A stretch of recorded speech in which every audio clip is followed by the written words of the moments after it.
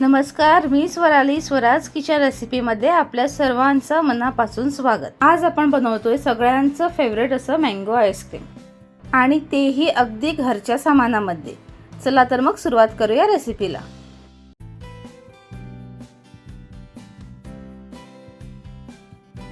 Mango ice cream बनवण्यासाठी आपल्याला एका मिक्सिंग जारमध्ये 1 कप दूध घ्यायचे। दूध आपल्याला थंड घ्यायचे। त्यात आपल्याला 1 कप मिल्क पावडर घालायचे आहे। 1 कप साखर। साखर आपण आपल्या आवडीप्रमाणे कमी जास्त करू शकता। आता आपल्याला यात घालायचं आहे 1 कप फ्रेश क्रीम किंवा आपण इथे साईचा सुद्धा वापर करू शकतो। फ्रेश क्रीम घालताना आपल्याला फ्रेश क्रीमचं जे पॅकेट असतं ते फ्रीजमध्ये ठेवून वरचा जो घट्ट दाटसर पार्ट असतो क्रीमचा तोच इथे वापरायचा। त्यानंतर आपण इथे 1 कप आंब्याचे तुकडे घालतोय। मिक्सरला झाकण लावून आपल्याला हे सगळे पदार्थ आता स्मूथ वाटून घ्यायचे।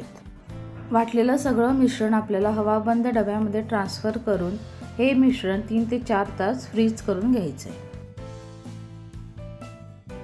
4 तासानंतर आपल्याला आपला आईस्क्रीमचं मिश्रण बाहेर काढायचे। चमच्याच्या मदतीने ते चांगलं फेटून घ्यायचे किंवा आपण इथे मिक्सरचा सुद्धा वापर करू शकता। मिक्सरचा वापर करणार असाल तर आपल्याला हे सगळं मिश्रण मिक्सरमध्ये घालून एकदा फिरवून घ्यायचे।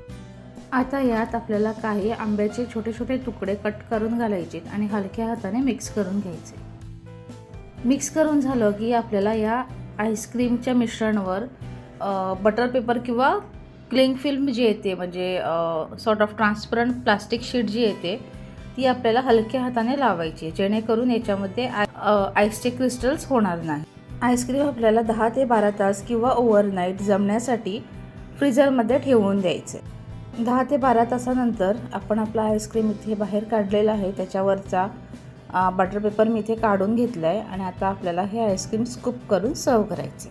खूप नॅचरल पद्धतीने अगदी काही प्रिझर्वेटिव्ह न घालता अगदी घरच्या सामानातून आपण हे आईस्क्रीम बनवलेलं आहे।